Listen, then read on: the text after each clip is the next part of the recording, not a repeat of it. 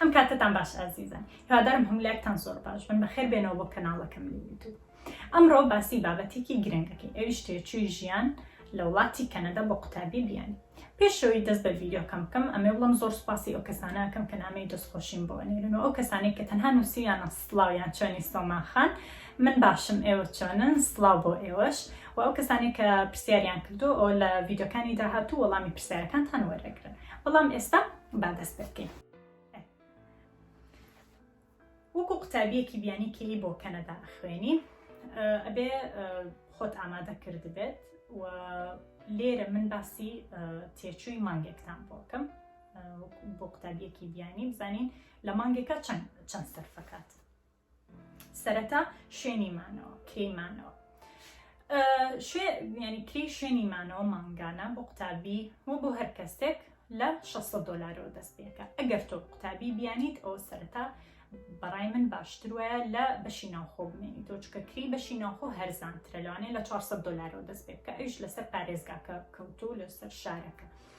بەڵام بە شێوەیەکی گشتی کری مانەوە ئەگەر لە بەشی ناوخۆیی بی 500 دۆلار حسابکە 500 دۆلار. ئەگەر لە دەرەوە ژوورێک بگری لە ئەپارتمانێ لە شقەیەک ژوورێک بگری ئەوە لە 600 دۆلارەوە دەست پێکە، و ژوورێک بگریت لە ماڵێک ئەپارتمان نەبێ هەر لە 600 دۆلارەوە دەست پێکە. بۆیە ئەگەر ئێمە بە شێوەیەکی گشتی سەیریکەین 500-600 دۆلار 500-600 دۆلار ئەوە ئەبێت حازرکەی بۆ کری شوێنی مانەوەت. تێچووی خواردن بۆ کەسێک ئەگەر مانگانە خۆی خواردن دروستکە لە ماڵەوە ئەوە 200 لە بینی 200 بۆ 300 دۆلاری تێچێ، ئەوش لەسەر تۆ وەستاوە، لەوانەیە تۆ کەمتر لە 200 دۆلار سەرفکەی یاخود زیاتر سەرفکەی، بەڵام بە شێوەیەکی گشتی 200 بۆ 300 دۆلارە. کری هاتوچۆ لێرە قوتابی بە شێوەیەکی گشتی یارمەتی زۆری لە زۆر شت داشکانتان بۆکەن، بەڵام لێرە باشترین ڕێگا بۆی ینی باشترین شت بکەی ئەوەیە کە تۆ هاتوچۆ بکەی بە پاس. تەنها پاس باشە بۆ قوتابی، و سەبۆی تەنها لە شارە گەورەکانی وەکو مۆنتریال و ڤانکوڤەر و تۆرۆنتۆ هەیە، بەڵام پاس لە هەموو شارەکان هەیە. تۆ بەشداری بکە بۆ کارتی پاس کە مانگانە بەکاری بێنی، ئەویش بە پێی شوێنەکە ئەگۆڕێ. ئێستا لە تۆرۆنتۆ بە 140 دۆلارە، بەڵام بۆ قوتابی داشکانیان کردووە.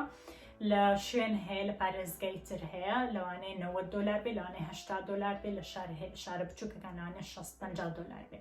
بۆیە ئەوە نرخی کارتی پاس بۆ مانگانە کەوتۆتە سەر شارەکە ڕاستێکی، بەڵام ئەگەر تۆرۆنتۆ وەرگرین ئەوە 140 دۆلارە.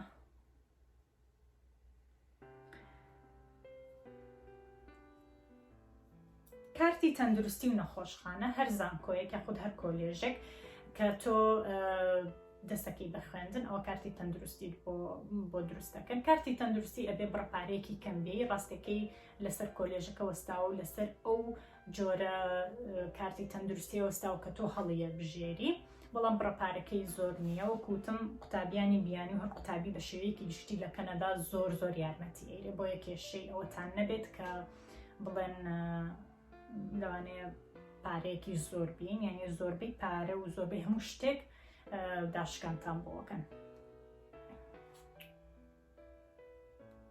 جلوبەرگ تێچووی جلوبەرگ باشتر وایە هەر شتێکتان هەیە لە کوردستان لەگەڵ خۆتان بیهێنن. لێرە ڕاستەکەی جلوبەرگ هاوینان ئەتوانی ینی وەکو نرخ لای خۆمانە ئەتوانی شتی هەرزانت دەستکەوێت، بەڵام بۆ زستان لێرە لەبەر ئەوەی پلەی گەرمە سەرما پلەی گەرمە ینی زۆر ساردە، کەشوها زۆر ساردە، ینی ساردەکەی لە وەسفانایەت زۆر ساردە. لێرە جلوبەرگی زستانی تایبەت بەخۆیان هەیە، تەنها بێ ئەوانە بکڕی ڕاستێکی جلی زستانەی کوردستان بینی بۆ ئێرۆک و ئەوە تەنها بلوزێکی زۆر تەنکی وەکەمە، ینی شتێکی زۆر تەنکی تیشێرتێک لەبەر بێ ئاوایە، چکە هیچ کاریگەری نییە.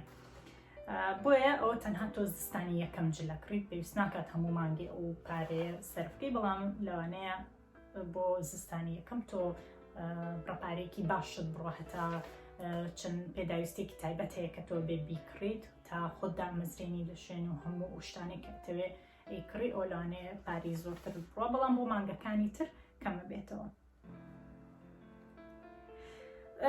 وەکو قوتابی بیانی تێچووی تریش هەیە مەسروفاتی تر بۆ نمونە تۆ ئەگەڕێ ئەستوڕێی چتە دەرۆ لەگەڵ هاوڕێکانت، بەڵام من یەک شت ئەڵەم وەکو ئامۆژگاری تکای ڕەزیل بژین تا پێتانەکرێت ساڵی یەکەم زۆر ڕەزیل بن دەستان ئاوا تونتون بگرن بە پارەوە، یعنی یەک دینار نا $1 سەرف مەکەن ئەگەر زۆر زەڕوو نەبێت لەبەرەوەی تۆ کاتی ئەوێ هەتا ئیشێک ئەدۆزیتەوە ئیشت نییە، شوێنەکان شارەزانی لەوانەیە چەندەها جار بچیتە شوێنی هەڵا یان چەندەها شت بکەی کە ینی مەسروفت لێ بە پارەت لێ بۆیە تا پێت بکرێت دەست بە پارەوە بگرن مەڕۆنە گەڕان و سەیران تۆ نەهاتووی ساڵی یەکەم بگەڕێ و بسوڕێ هاتووی بخوێنی تا چنێک بتوانن دەست بە پارەوە بگرن باشە بۆ ئێوە چکە لێرە بارودۆخەکە زۆر جیازە هەموو شتێک جیازی هەیە لەوەی کوردستان.